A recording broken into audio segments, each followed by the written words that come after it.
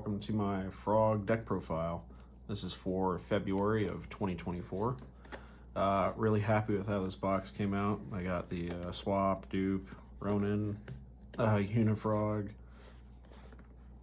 flip-flop, and Substitute on it. Came out pretty good.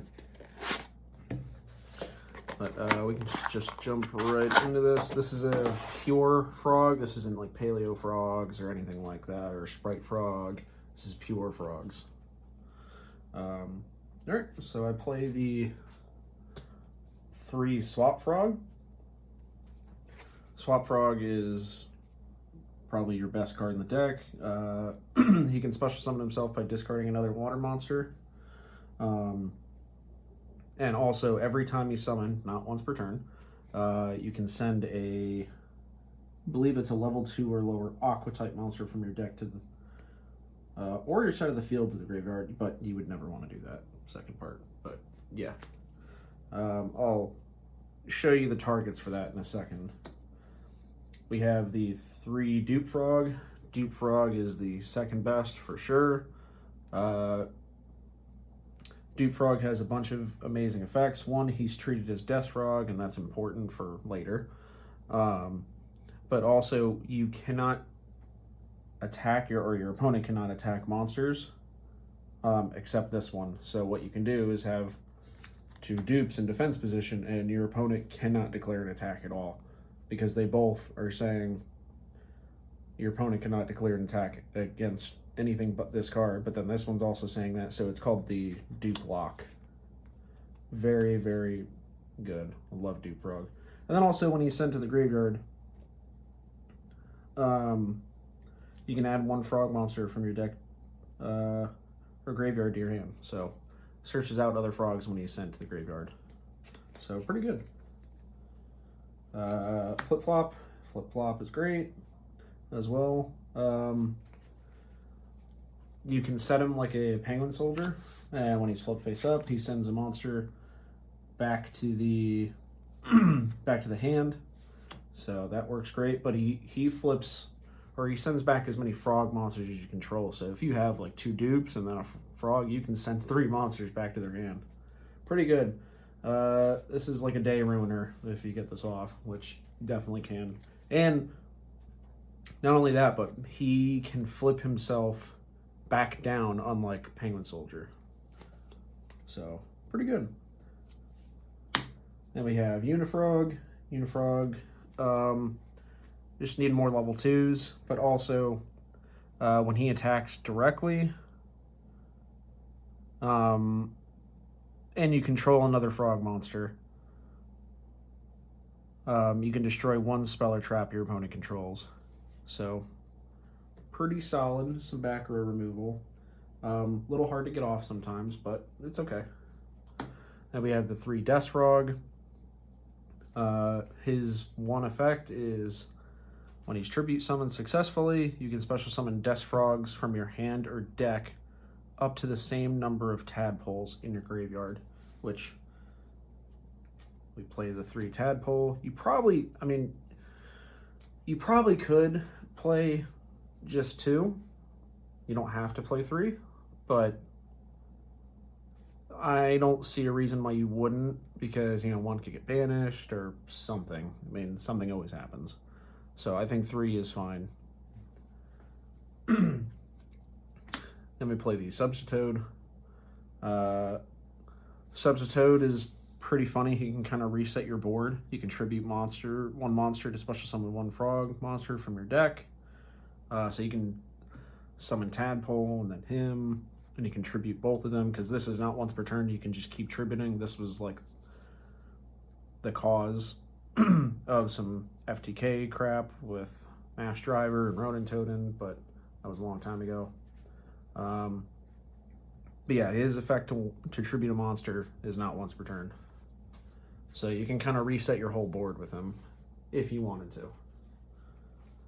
Now we have the only non-frog monster, which is Silent Sea Nettle. This is just to help you to get into some more link cards, like Marine Cess, an enemy, and Mr. Boy. That's pretty much it, though. He's probably only 2, just because his level's 4, and that might throw off your thing for totally awesome. So I really like him in the deck, though, just to get a little bit of extra cards on the board. And I didn't say this earlier, but Tadpole is your target for Swap Frog usually. You're going to want to send him to the graveyard whenever he gets summoned, just to get those Tadpoles in your graveyard, and then honestly, you can tribute him in your hand, and then special summon him, and then tribute him right away, and then you have your 3 Death Frogs immediately on the field. And the reason why you want 3 Death Frogs is... Oh, sorry. Yeah, we'll get into the spells. I'm getting ahead of myself.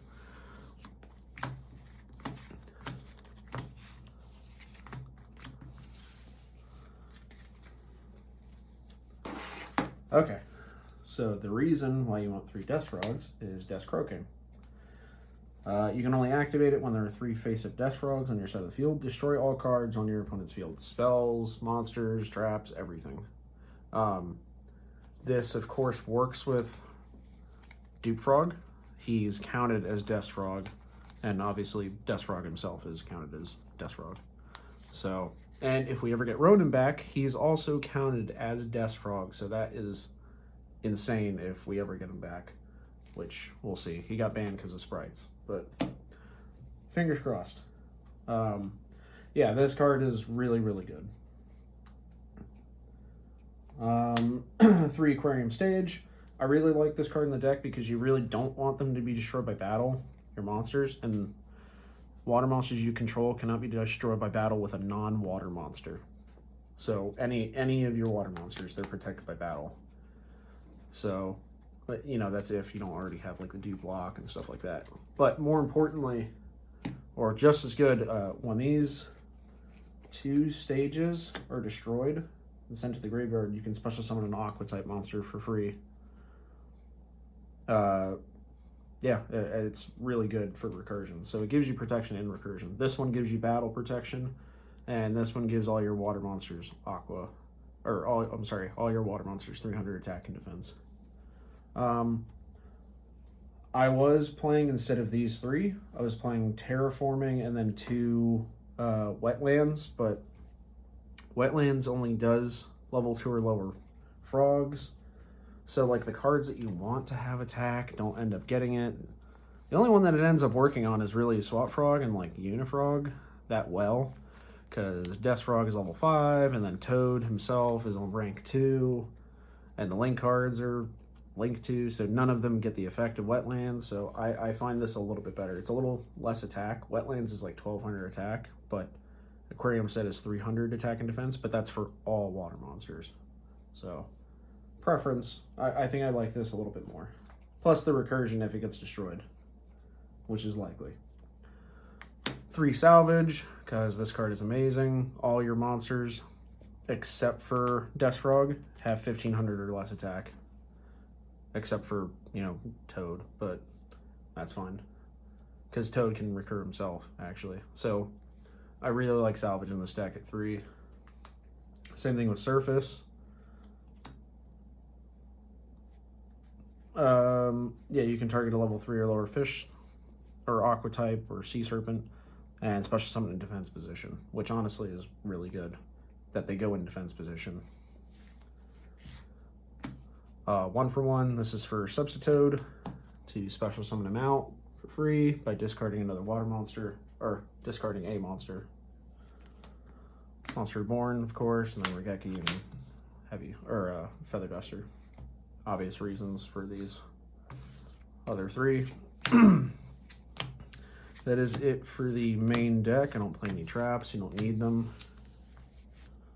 I like the spells and the monsters. The extra deck is very simple. 3 Toad, obviously. This is where, in case all of you were wondering where, you know, I had all those proxy Toads, this is where all the real ones are. They're in this deck.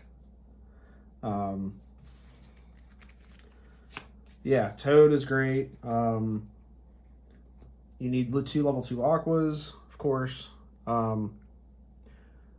You can negate, he's an Omni Negate. You can negate anything by tributing a water monster, or I'm sorry, an Aqua monster from your hand, field, I think, yeah, hand and field, So even if you have toads in your hand, or frogs in your hand, or the field, or whatever, you don't have to tribute them. I know a lot of people do because of the Bahamut play, and not only that, but you get to set that card that you use, or that your opponent used, and set it to your side of the field. Pretty good. But the other effect that a lot of people don't get to use because they're not actually playing frogs is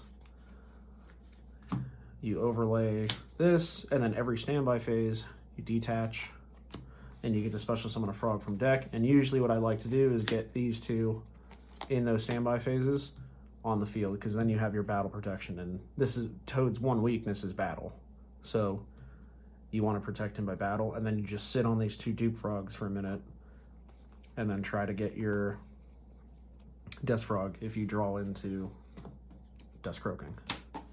So yeah, Toad is, you're always trying to go for Toad because he's really, really, really strong. And not only that, but when he's sent to the graveyard, you can target a water monster graveyard and add it to your hand. It can even be himself, so if you want to keep recurring him. I play the one cat shark. Believe, yeah, he doubles the attack of another like Xyz monster, so you can kind of get Toad up to attack. Honestly, these other cards, except maybe I really like Sky Cavalry. Probably you really just want to turbo Toad out. These are here just in cases, if you really need to go into them. But Marine Says Core Enemy is amazing in this deck.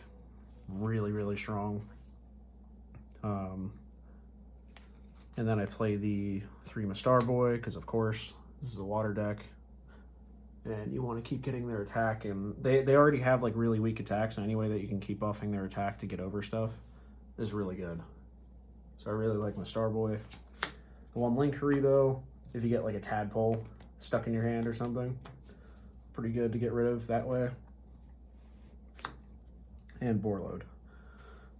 I'll be honest, like these 5, you could change these out for some more like generic Link 4s or something, like Apollosa and stuff like that. Definitely, you absolutely could.